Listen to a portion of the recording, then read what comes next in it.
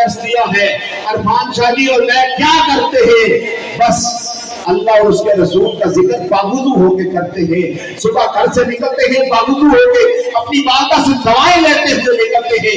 अल्लाह की इज्जत की कसम, शादी से पूछ ले, जमाना एक तरफ होके मुखालफत करे, हमारी फिर भी दूसरी तरफ से इज्जतों के अंबार लग जाते हैं। वजह क्या है? दामन मुस्तफा है, दरूद व सलाम की वजह से बरकत है। तो अपने आप को इतना खूबसूरत बना लो कि कब्र में मुस्तफा तुम्हें पसंद कर ले। तो आप ऐड करते हो नमाज पढ़ोगे, मैं वादा कर रहा हूं लंगर जैसा ऐड ना बोलो, वादा करते हो नमाज पढ़ोगे।